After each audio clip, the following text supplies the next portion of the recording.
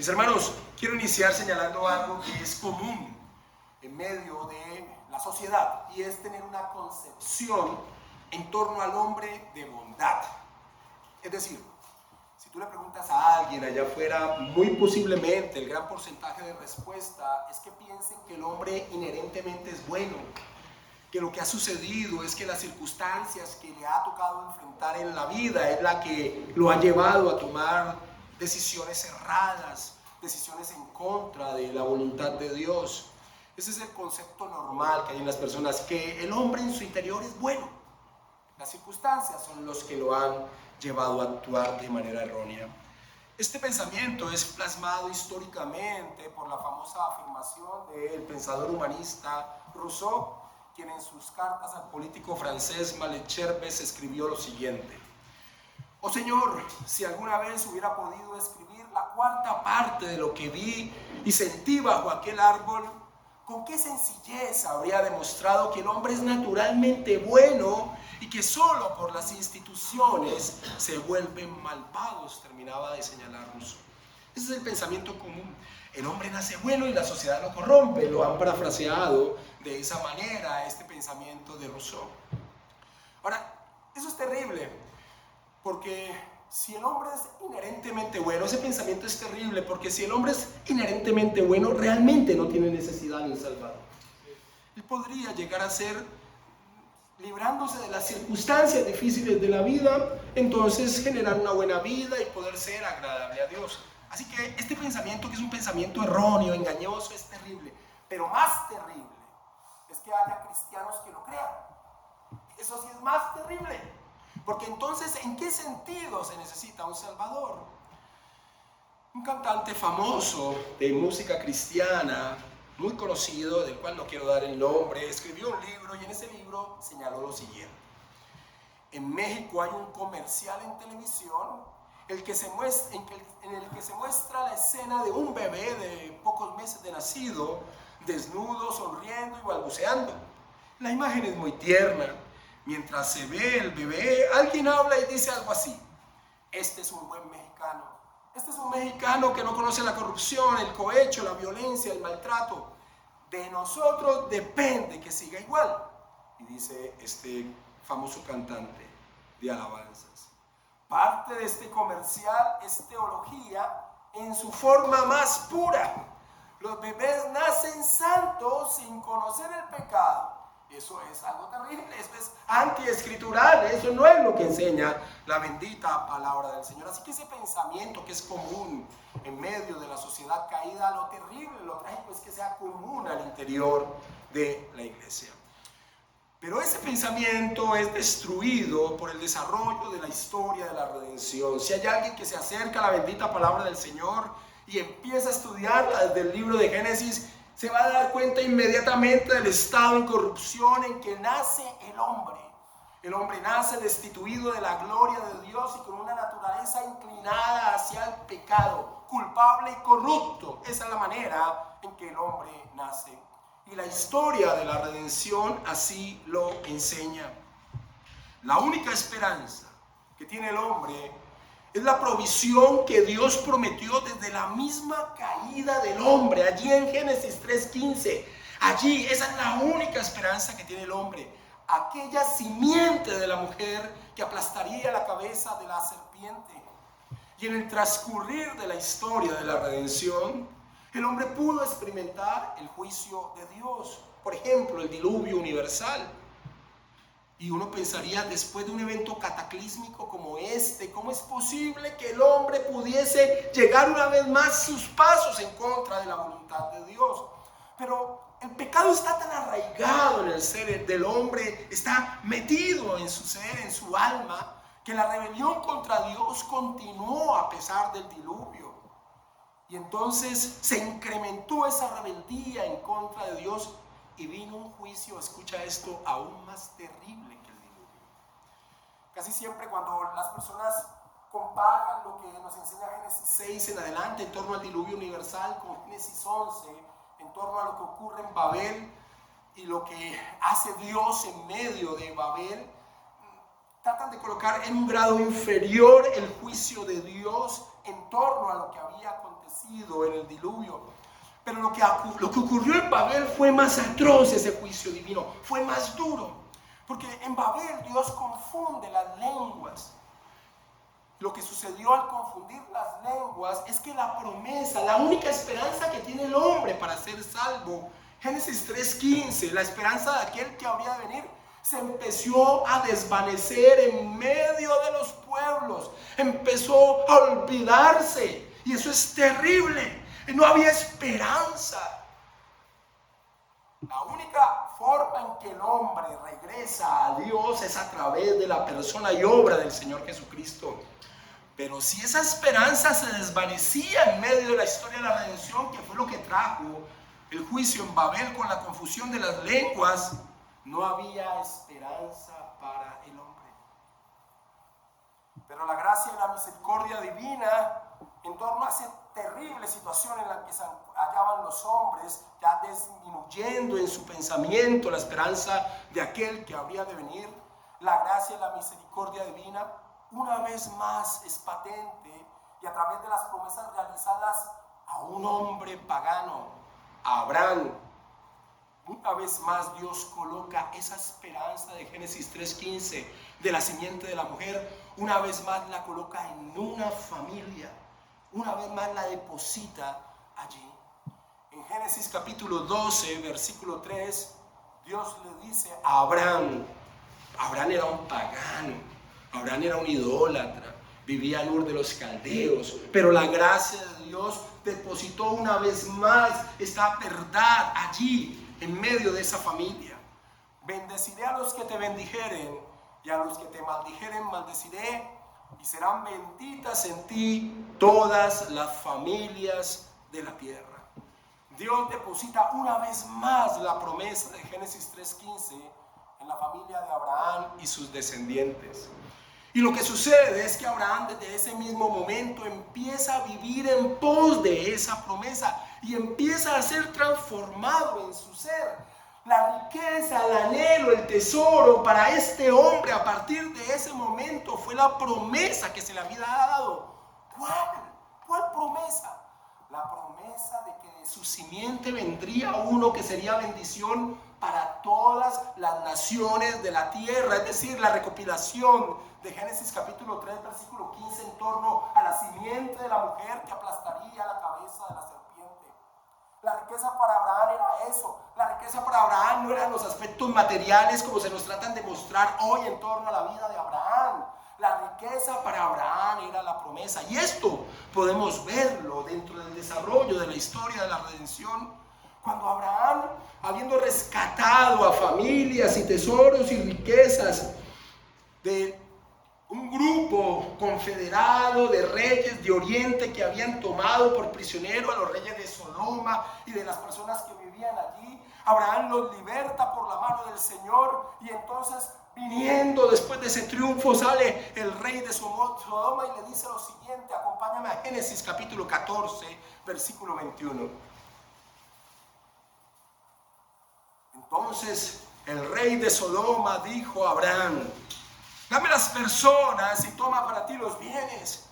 Y respondió Abraham al rey de Sodoma: he alzado mi mano a Jehová Dios altísimo, creador de los cielos y de la tierra, que desde un hilo hasta una correa de calzado nada tomaré de todo lo que es tuyo, para que no digas: yo enriquecí a Abraham.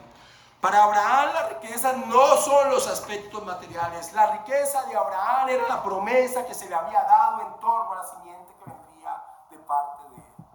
En el día de hoy vamos a estudiar un momento cumbre en la vida de Abraham en relación con la promesa divina, que está relacionada con nuestra vida.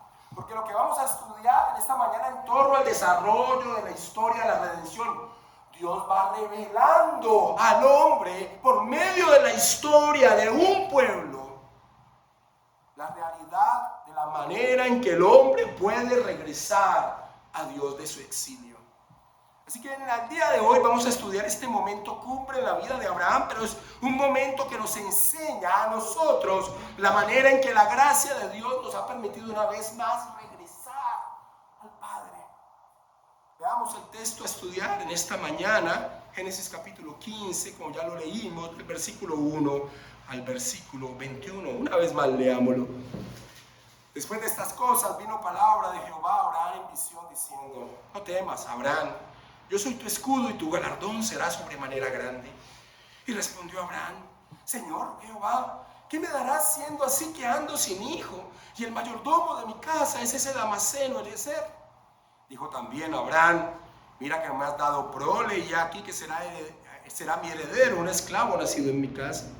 Luego vino a él palabra de Jehová diciendo: no te heredará sino un hijo tuyo será el que te heredará. Y lo llevó afuera y le dijo: mira ahora los cielos y cuenta las estrellas si las puedes contar. Y le dijo: así será tu descendencia. Y creyó a Jehová y le fue contado por justicia. Y le dijo: yo soy Jehová que te saqué de Ur de los Caldeos para darte a heredar esta tierra. Y él respondió: Señor Jehová, ¿en qué conoceré que la he de heredar? Y le dijo: tráeme una becerra de 3 años, una cabra de 3 años y un carnero de 3 años, una tórtola también y un palomino. Y tomó él todo esto y lo partió por la mitad y puso cada animal una enfrente de la otra, mas no partió las aves. Y descendían aves de rapiña sobre los cuerpos muertos y Abraham las ahuyentaba. Mas a la caída del sol sobrecogió el sueño a Abraham, y aquí que el temor de una grande oscuridad cayó sobre él. Entonces Jehová dijo a Abraham: ten por cierto que tu descendencia morará en tierra ajena y será esclava allí, y será oprimida 400 años. Mas también a la nación a la cual servirán yo juzgaré, y después de esto saldrán con gran riqueza. Y tú vendrás a tus padres en paz y serás sepultado en buena vejez.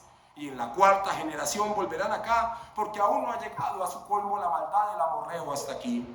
Y sucedió que puesto el sol y ya oscurecido, se veía un horno humeando y una antorcha de fuego que pasaba por entre los animales divididos. En aquel día hizo Jehová un pacto con Abraham, diciendo: a tu descendencia daré esta tierra, desde el río de Egipto hasta el río grande, el río Éufrates, la tierra de los ceneos, los ceneseos, los cadmoneos, los heteos, los fereceos, los refaitas, los amorreos, los cananeos, los gergeseos y los jebuseos. Abraham, después de ese triunfo espiritual que fue derrotar a esta confederación de reyes de Oriente, porque fue un triunfo espiritual, porque Abraham por su fuerza no hubiera podido derrotar a una confederación de reyes que había barrido toda esa región. Así que Abraham, después de un triunfo espiritual, se encuentra ahora en un estado de temor y desconfianza. Así nos lo encontramos al inicio de este capítulo 15, en un estado de temor y desconfianza. Y nos preguntamos: ¿por qué ese cambio tan drástico? Si lo que nos han enseñado la historia de la redención anteriormente es ese triunfo espiritual. La respuesta es que Abraham es un hombre que estaba siendo transformado por Dios. Pero como todos los creyentes, en dicho proceso hay altibajos, y eso no era contrario en Abraham. Muy seguramente Abraham temía que estas naciones de Oriente no se iban a quedar con los brazos cruzados después de su aplastante y humillante derrota, y entonces iban a venir a buscar venganza. Y Abraham podría estar entonces inseguro en torno a qué sería lo que le acontecerá. Pero el Señor, en medio de una visión, viene a fortalecer a Abraham. Porque, mis amados hermanos, el Señor en su providencia no nos libra de que pasemos por situaciones difíciles, pero el Señor sí está siempre a nuestro lado. Así que en medio del temor de Abraham, lo que viene es el Señor y le dice, versículo 1 de Génesis 15: después de estas cosas vino la palabra de Jehová a Abraham en visión diciendo: no temas, Abraham, yo soy tu escudo y tu galardón será sobremanera grande. Estas son palabras maravillosas que Abraham necesitaba. Yo soy tu escudo. Eso le permitiría a Abraham tener la certeza que sus enemigos no tendrían forma de tocarlo. Si el Señor era el escudo de Abraham, los enemigos no tendrían forma de tocarlo. Pero la segunda parte de la afirmación que encontramos en Génesis 15:1, y tu galardón será sobremanera grande, esa expresión creó una santa inquietud en Abraham. El contexto de este pasaje que ya hemos referenciado nos enseña cómo Abraham había despreciado las riquezas que el mundo le ofrecía. Había despreciado lo que le ofrecía el rey de Sodoma, de tomar los bienes materiales que había recuperado. Así que ante las palabras que se le dan aquí en Génesis 15:1, y tu galardón será sobremanera grande, alguien podría llegar a pensar que están a este mismo nivel de pensamiento de riquezas materiales, esa expresión de Dios, y tu galardón será sobremanera grande. Pero como ya lo expresé, esta no es la riqueza que Abraham anhelaba. Su tesoro era la promesa divina, la simiente que vendría de él, que sería bendición para todas las familias de la tierra y que poseería la tierra, el reposo que Dios les había prometido. Por eso, ante esta expresión de que su galardón sería sobremanera grande, mira lo que sucede.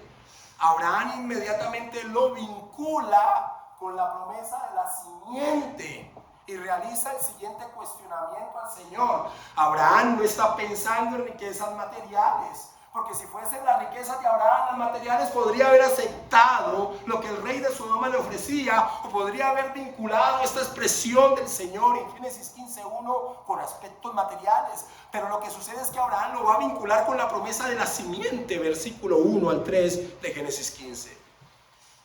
Después de estas cosas vino la palabra de Jehová a Abraham en visión diciendo: no temas, Abraham, yo soy tu escudo y tu galardón será sobremanera grande. Y respondió Abraham: Señor Jehová, ¿qué me darás siendo así que ando sin hijo? Y el mayordomo de mi casa es ese Damaseno Eliezer. Dijo también Abraham: mira que no me has dado prole, y aquí sé que será mi heredero un esclavo nacido en mi casa. El problema para Abraham en torno a la promesa divina en la cual él había depositado su existencia es que no tenía descendencia. Y la promesa de la simiente que sería bendición para todas las naciones de la tierra estaba relacionada con su descendencia, pero no tenía descendencia y era un hombre ya viejo y su mujer era una mujer ya de entrada de edad y estéril. Quienes se enfocan en que la preocupación de Abraham se centraba en sus bienes materiales y que estos quedarían en manos de uno de sus siervos y su prole, quienes piensan esto han pasado por alto que en el contexto se nos ha enseñado que para Abraham este no era su tesoro.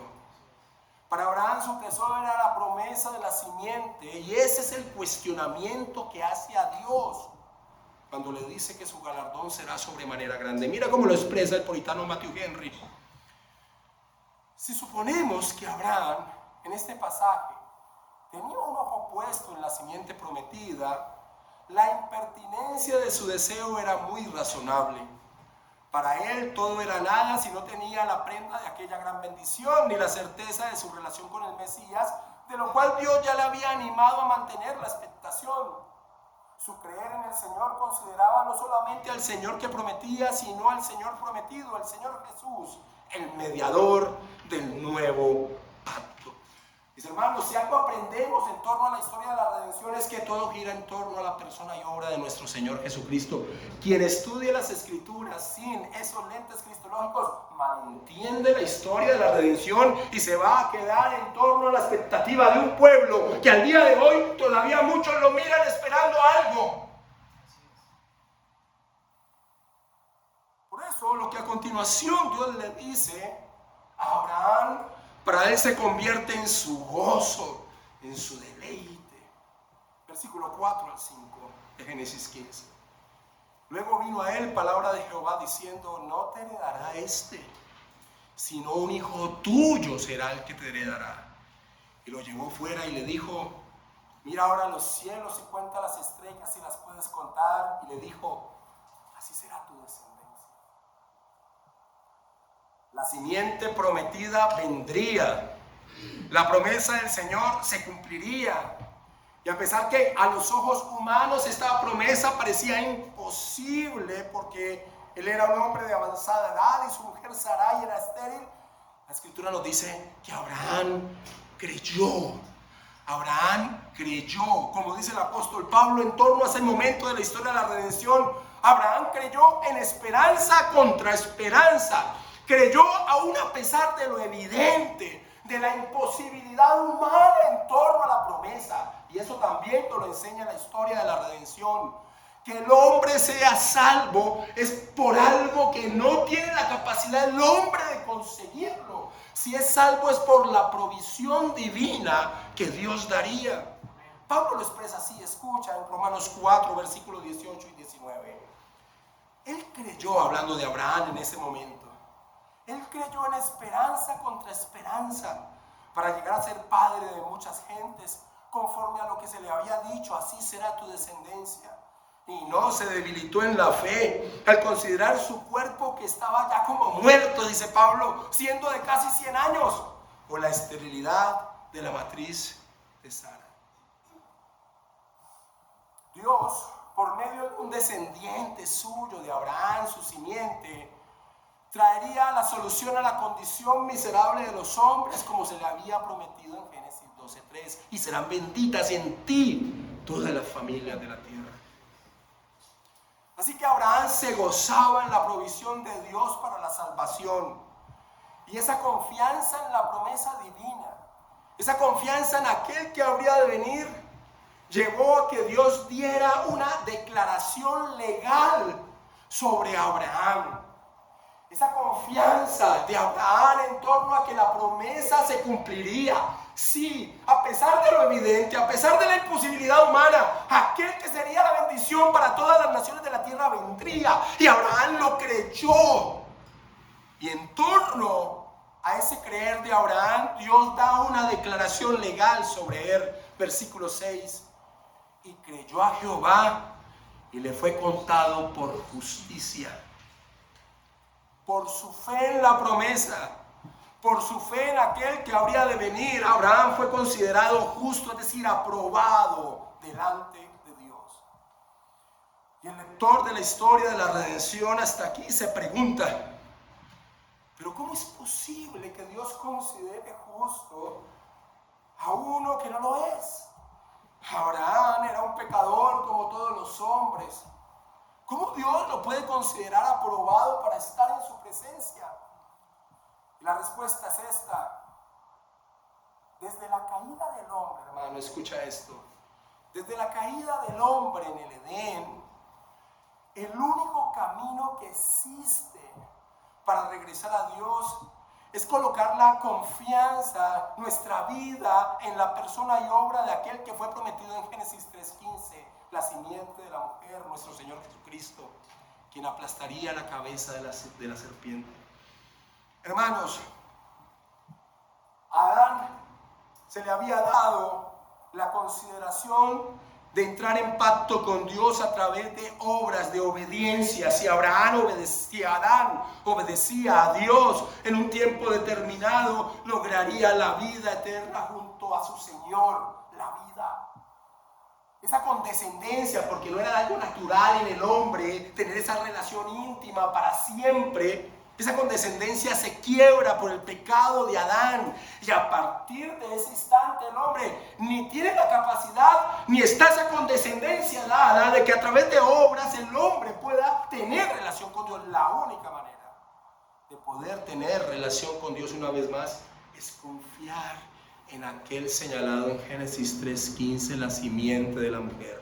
Y eso es lo que ocurre aquí en esta historia, cuando Dios, colocando una vez más esa semilla de esa promesa en la vida de la familia de Abraham, Abraham cree que a pesar de la imposibilidad del hombre, Dios cumplirá su promesa y la simiente vendría. Nancy Guthrie comenta lo siguiente: Abraham creyó a Dios no solo en general, sino con respecto a la promesa de un hijo de su cuerpo que bendeciría al mundo y sería su salvador. Esto es importante lo que dice Guthrie aquí. Ahorita sigo leyendo lo que dice ella, porque muy comúnmente en la mente de los creyentes piensan que la salvación en el Antiguo Testamento se debía a que confiaban en Dios, en su palabra, pero de una forma general. A veces no se tiene la capacidad de ver en qué sentido esa confianza está relacionada con el único camino que nos lleva al Padre, la persona del Señor Jesucristo. Y esa es la maravilla y la grandeza de la historia de la redención, que Dios iba formando toda una trama vinculada con la persona del Señor. Y por eso Guthrie dice: Abraham creyó a Dios no solo en general, sino con respecto a la promesa de un hijo de su cuerpo que bendeciría al mundo y sería su salvador. Esto es lo que Abraham creyó, que le fue acreditado como justicia. Abraham abrazó la gracia que vendría en Jesucristo. No sabía el nombre del vástago ni cuándo vendría, pero esperaba con fe. Comprendía que el vástago prometido a Adán y Eva sería uno de sus propios descendientes, termina señalando Guthrie. Así que Abraham fue declarado justo porque Dios vería su existencia relacionada con la persona y obra del Señor Jesucristo, aquel que había sido prometido. La justicia con la cual se consideró a Abraham y que llevó a esta declaración legal de Dios de que era justo, no eran sus propias justicias. Abraham era un pecador como todos los hombres. Era una justicia ajena. Era la justicia de aquel que había sido prometido. Arthur Pink comenta, escucha, es una cita larga pero maravillosa. Él dice: es cierto que en el Nuevo Testamento el Espíritu Santo nos informa que Abraham era creyente cuando salió de Caldea, pero su fe no se menciona allí en relación con su justificación. En cambio, en las epístolas para los romanos y los gálatas, el incidente que el Espíritu Santo destaca como la ocasión en la que la fe de Abraham fue contada por justicia es la que se encuentra ahora ante nosotros en Génesis 15. ¿Y por qué? Porque en Génesis 15 la fe de Abraham estaba directamente relacionada con la promesa de Dios con respecto a su simiente. La simiente era Cristo. La fe que fue contada por justicia fue la fe que creyó lo que Dios había dicho acerca de la simiente prometida. Fue este ejemplo de la fe de Abraham el que el Espíritu Santo se complació en seleccionar como modelo para creer para justificación. No hay justificación aparte de Cristo. Aunque los cristianos pueden creer en Dios con respecto a las preocupaciones comunes de la vida, tal fe, si bien evidencian que han sido justificados, no es la fe por la cual fueron justificados. La fe que justifica tiene que ver directamente con la persona y la obra de nuestro Señor Jesucristo. Este era el carácter de la fe de Abraham en Génesis 15. Él creyó en la promesa de Dios que apuntaba a Cristo. Por lo tanto, es en Génesis 15 y no en Génesis 12 que leemos y le fue contado por justicia. Cuán perfectos son los caminos de Dios, termina señalando Pino. Hermanos, de principio a fin solo hay una manera en que el hombre ha sido salvo: a través de la persona del Señor Jesucristo. ¿Cómo son salvos los creyentes del Antiguo Testamento? A través de las sombras, figuras y tipos que anunciaban la venida y la obra de aquel que había de venir. Y en ese paso a paso de la historia de la redención, y haciéndose cada vez más visible la persona y obra de aquel que habría de venir por medio de ese tipo, figuras y sombras, en medio de esa revelación progresiva, Dios entra en pacto con Abraham. De allí el énfasis que nos hace la Escritura de la forma que Dios le habla a Abraham y la forma en que Abraham se refiere a Dios. A veces no tenemos en cuenta esto. No tenemos nuestras Biblias en hebreo, ni sabemos hebreo. Pero si supiéramos hebreo y tuviéramos este pasaje en hebreo, contrastándolo con el capítulo anterior, nos daríamos cuenta que Abraham se está refiriendo a Dios de una forma muy diferente a como se había referido en el capítulo 14. En el capítulo 14 se había referido a Dios como el Elohim, el Todopoderoso, el Creador de todo. Pero ahora se va a referir a Dios como Jehová, con el nombre que vincula el Dios del pacto, el Dios en relación con su pueblo. Y eso es maravilloso. Versículo 7 de Génesis 15. Y le dijo: yo soy Jehová que te saqué de Ur de los Caldeos para darte a heredar esta tierra. Y mira cómo Abraham se refiere a Dios, versículo 8. Y él respondió: Señor Jehová, Señor Jehová. Y Abraham le pregunta: ¿en qué conoceré que la he de heredar? Y esta no es una pregunta insolente. Hombre, Abraham, ¿cómo se te ocurre preguntarle algo así a Dios? Te acaba de decir lo que va a hacer. Esta no es una pregunta insolente, sino que Abraham se sabe un hombre débil, que necesita la asistencia divina en torno a la promesa que le ha hecho. Es como la petición que más adelante en la historia de la redención le va a hacer un padre desesperado al Señor Jesucristo, la simiente prometida. Creo, Señor, ayuda mi incredulidad. Creo, quiero creer, quiero aferrarme a lo que me has dicho, pero ayuda mi incredulidad. Pues Abraham le dice aquí, en torno a lo que Dios le ha dicho: ¿en qué conoceré que la he de heredar? Y Dios responde a Abraham haciendo un pacto. Un pacto que lo va a llenar de confianza en torno a lo que ha sido prometido. Un pacto, en una definición corta, como lo expresa Meredith Kline, es un compromiso divinamente sancionado. Y cuando Kline dice esto es porque en un pacto hay sanciones. Sanciones que comprometen a las partes pactantes a cumplir lo que se ha establecido. Por eso, cuando se establecía un pacto, se tomaban unos animales y se partían por la mitad, los mataban y los partían por la mitad, y hacían un camino con las partes de los animales. Una parte del animal aquí, otra parte del animal acá, una parte del animal aquí, otra parte del animal acá, y hacían un camino donde las partes pactantes caminaban como referencia a que quien transgrediera lo establecido en el pacto sufriría las mismas circunstancias de esos animales. Abraham le pregunta al Señor: ¿en qué conoceré que la he de heredar? Versículo 9 de Génesis 15, y le dijo: tráeme una becerra de 3 años, y una cabra de 3 años, y un carnero de 3 años, una tórtola también, y un palomino. Y tomó él todo esto y lo partió por la mitad, y puso cada mitad una enfrente de la otra, mas no partió las aves. Allí estaba establecido el ritual en torno a la confirmación del pacto, pero ocurre algo maravilloso. Algo que trae una luz en torno a la obra de aquel prometido, a la obra de aquel que establecería un nuevo pacto. Versículo 17. Solo Dios camina en medio de las partes de los animales a través de una teofanía. Y sucedió que, puesto el sol y ya oscurecido, se veía un horno humeando y una antorcha de fuego que pasaba por entre los animales divididos.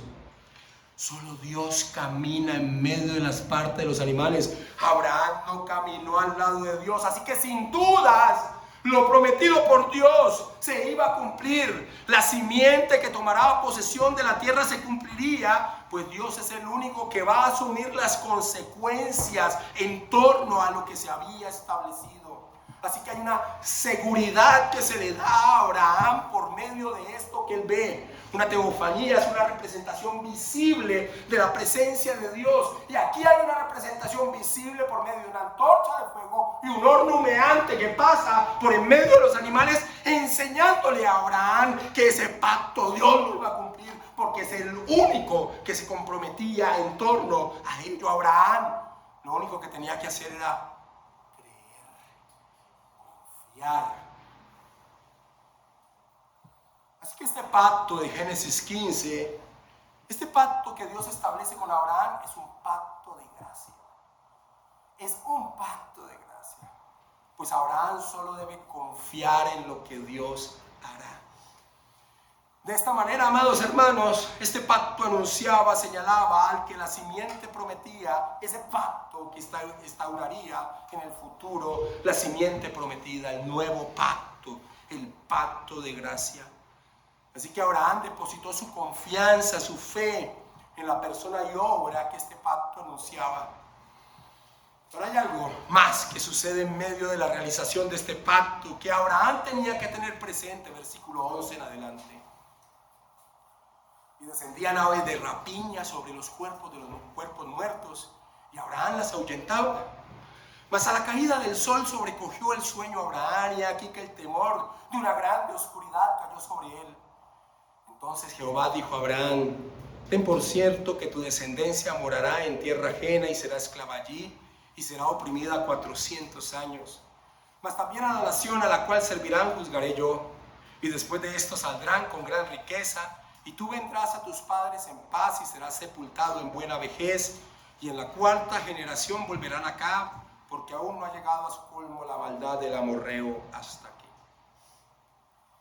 Dios le revela a Abraham por medio de lo que experimenta en esta secuencia del versículo 11 al 16, que es una secuencia oscura en medio de lo que se viene narrando.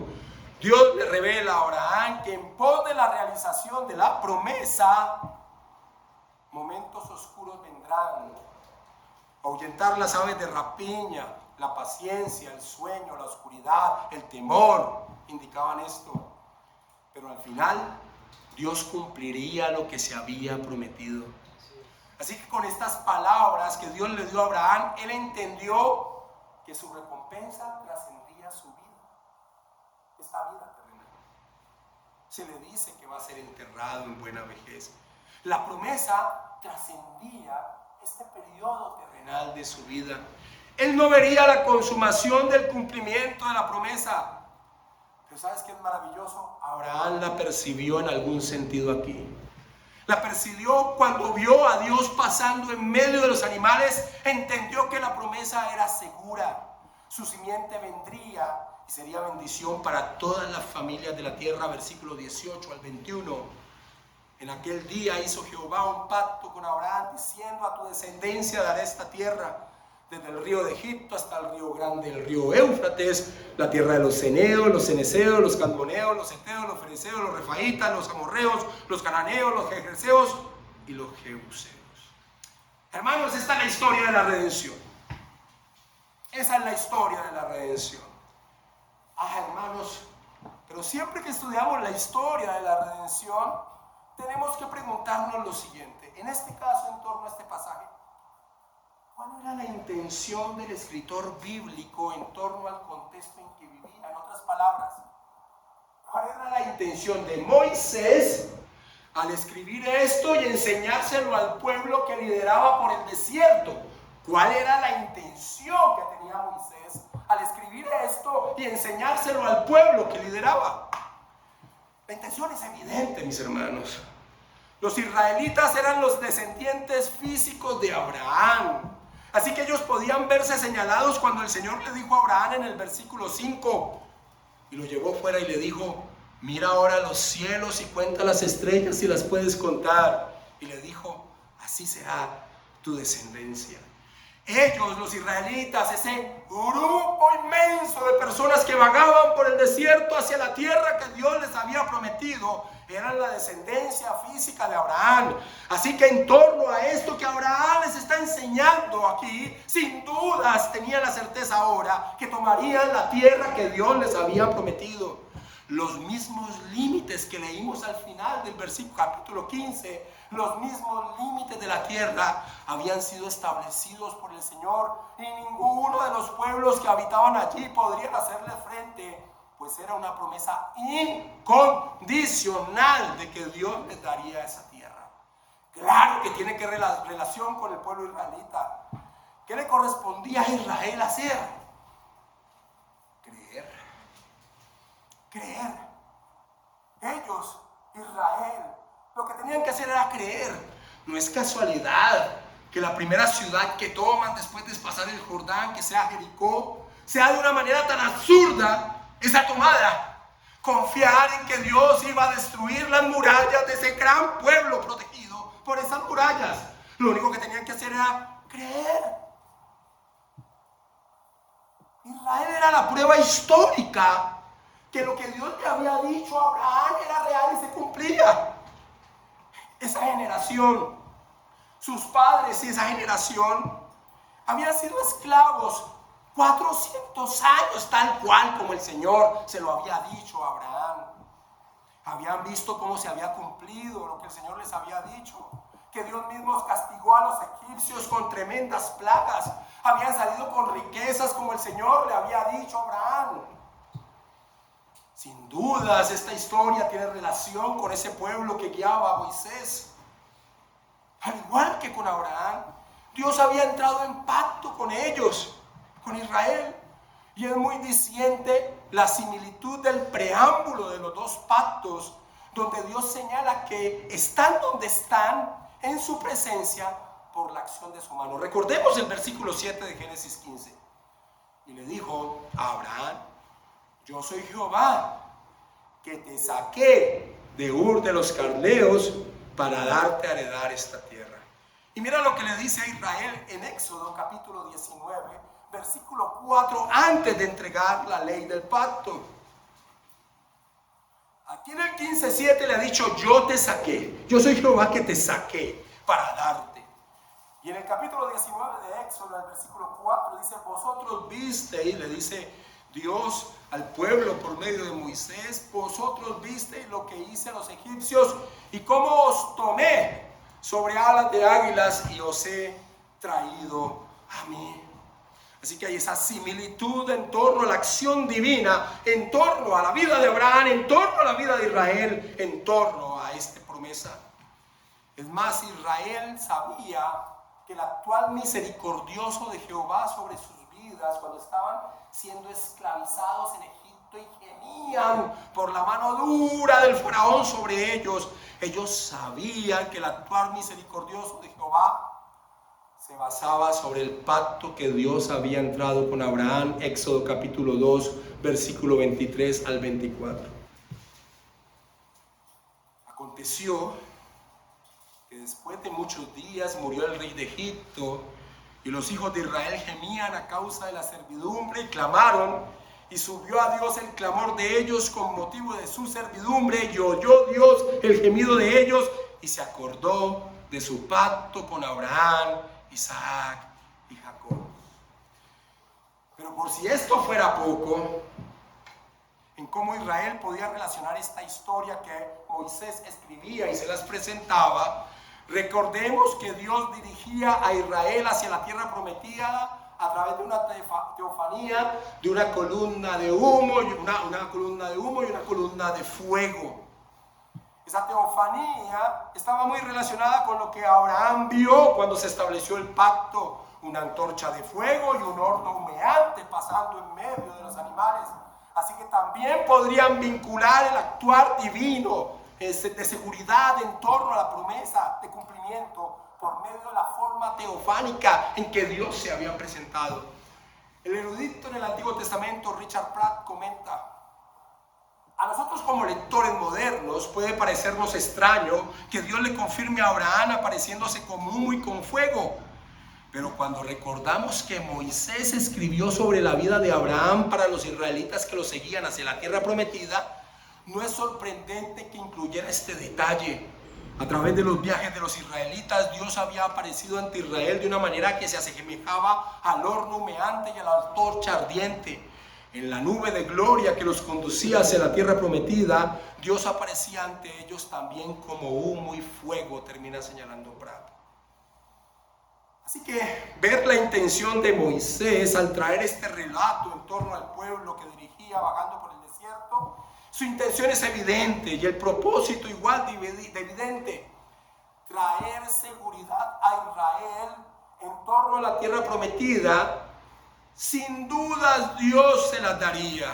Dios lo había prometido y lo había confirmado por pacto. Así que la intención de Moisés es darle seguridad a ese pueblo que caminaba hacia la tierra prometida. Pero mis hermanos, también hemos aprendido que toda la escritura gira en torno a la persona y obra de nuestro Señor Jesucristo. ¿Cómo esta historia puede vincularse con Jesús nuestro Señor? En torno a la simiente prometida es claro y evidente. Recordemos cómo Pablo expresa, y esto es importante tenerlo en la mente. El Espíritu Santo, por medio del apóstol Pablo, nos enseña a cómo leer la historia de Abraham en torno a la simiente y la promesa. Acompáñame a Gálatas capítulo 3, versículo 16, y entendamos cómo el Espíritu Santo nos enseña a leer la historia de Abraham en relación a la promesa de la simiente.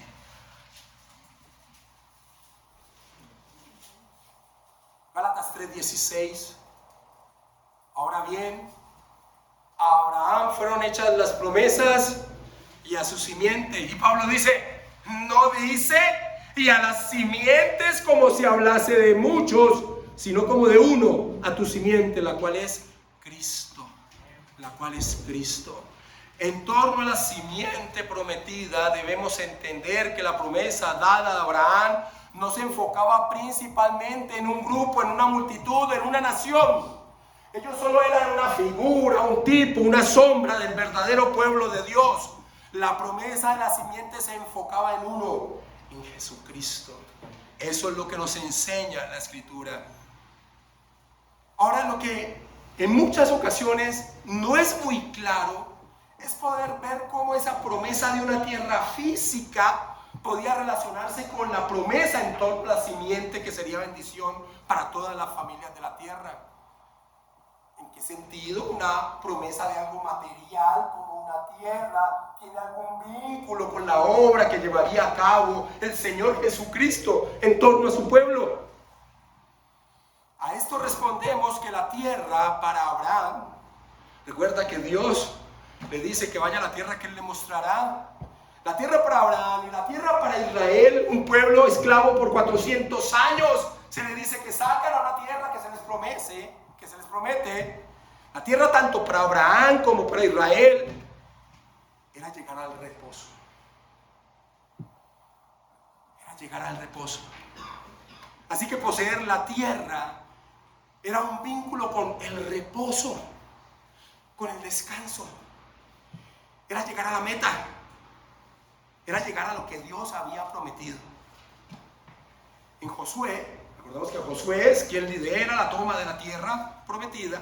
En Josué capítulo 1 versículo 13 dice la Escritura: acordaos de la palabra de Moisés, siervo de Jehová, que os mandó diciendo: Jehová vuestro Dios os ha dado reposo y os ha dado esta tierra.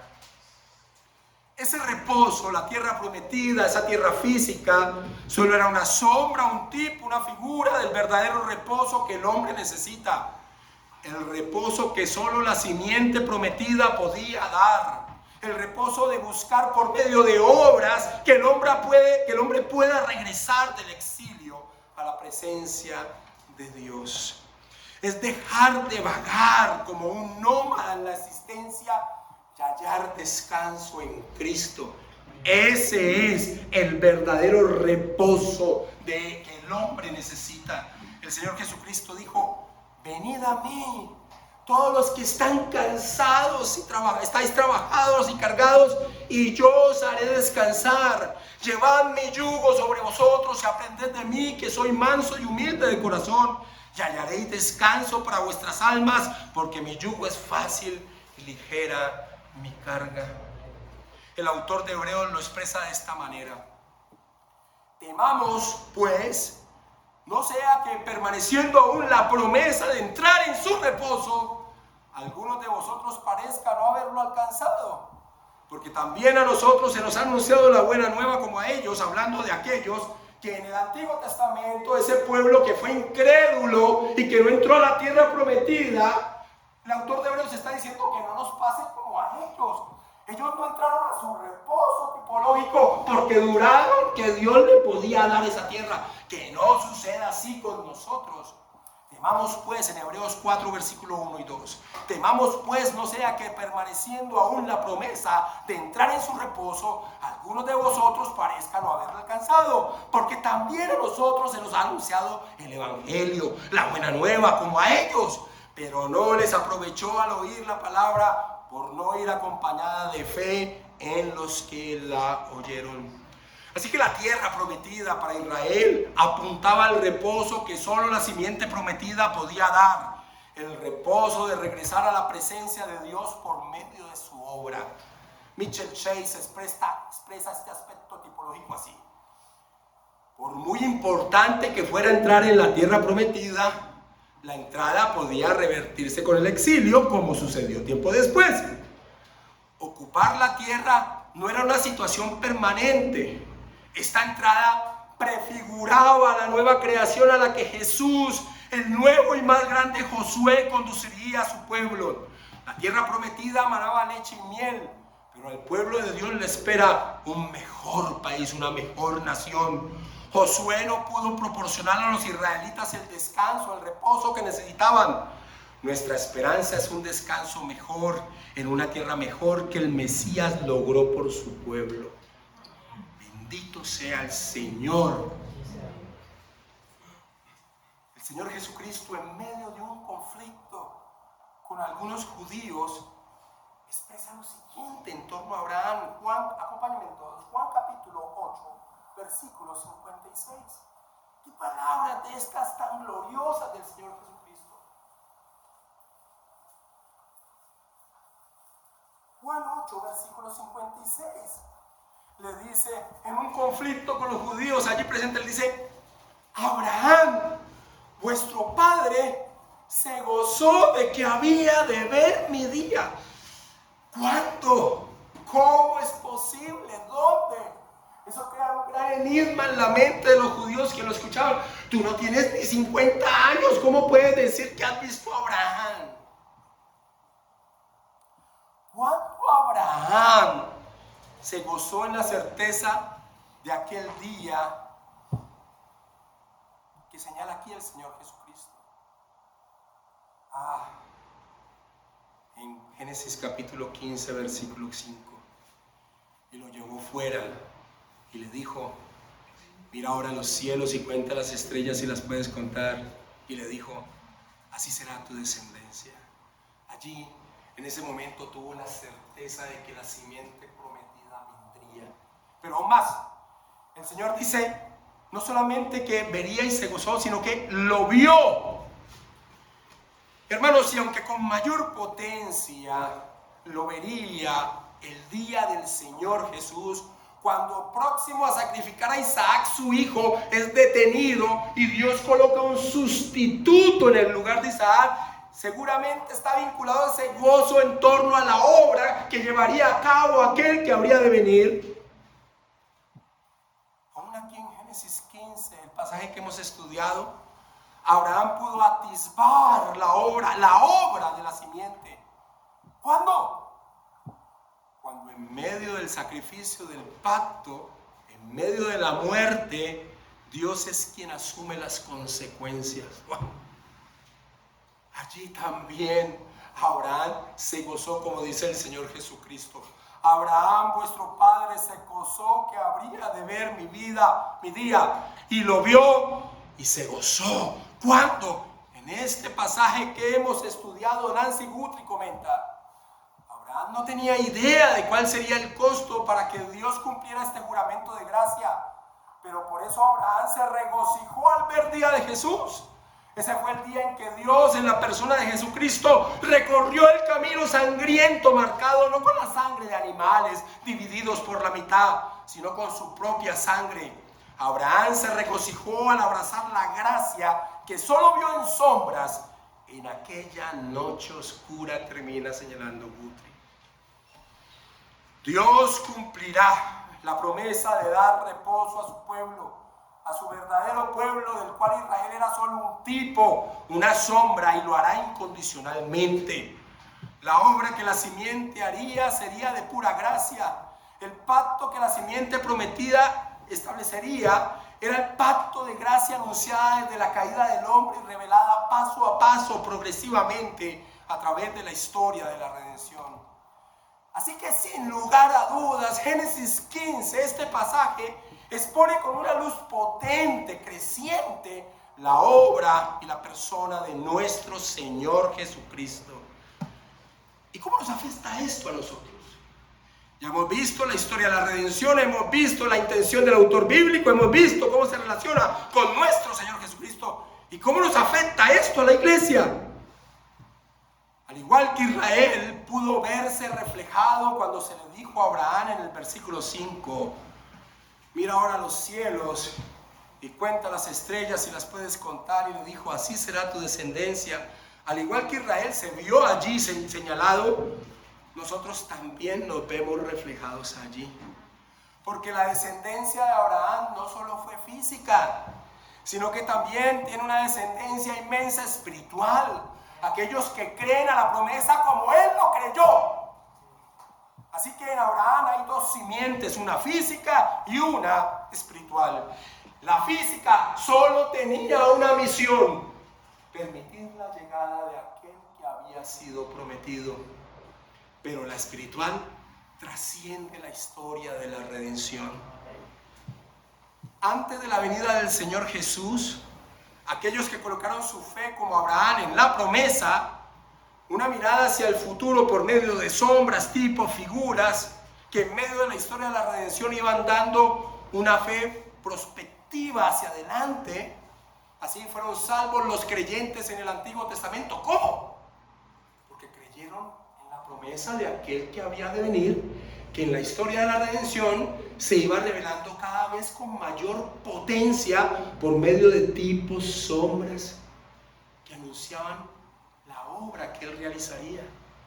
Nuestra confesión de fe bautista de 1689, en el capítulo 8, en el párrafo 6, dice: aun cuando el precio de la redención no fue realmente pagado por Cristo hasta después de su encarnación, sin embargo, la virtud, la eficacia y los beneficios de la misma fueron comunicados a los elegidos en todas las épocas transcurridas desde el principio del mundo, en las promesas, tipos y sacrificios, y por medio de los mismos, en los cuales fue revelado y señalado como la simiente que heriría la cabeza de la serpiente, y como el cordero inmolado desde la fundación del mundo, siendo el mismo ayer, hoy y por los siglos, dice nuestra confesión de fe.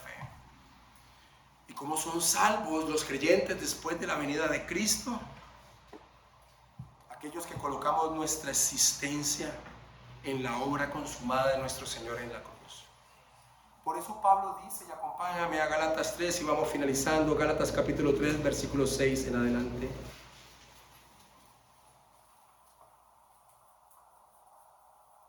Así Abraham creyó a Dios y le fue contado por justicia. Sí, ya lo aprendimos en este pasaje. Sabed por tanto que los que son de fe, estos son hijos de Abraham. Y la Escritura, previendo que Dios había de justificar por la fe a los gentiles, dio de antemano el evangelio, la buena nueva a Abraham, diciendo: en ti serán benditas todas las naciones de la tierra. De modo que los de la fe son bendecidos con el creyente Abraham. Descendientes espirituales como el mismo Abraham, que se sabía extranjero y peregrino sobre esta tierra, depositando su esperanza en las bendiciones que las bendiciones terrenales apuntaban. El reposo que su simiente ganaría, la entrada a una patria celestial. Escuchan el autor de Hebreos lo que dice: por la fe Abraham, siendo llamado, obedeció para salir al lugar que había de recibir como herencia, y salió sin saber a dónde iba. Por la fe habitó como extranjero en la tierra prometida, como en tierra ajena, morando en tiendas con Isaac y Jacob, coherederos de la misma promesa, porque esperaba la ciudad que tiene fundamentos, cuyo arquitecto y constructor es Dios.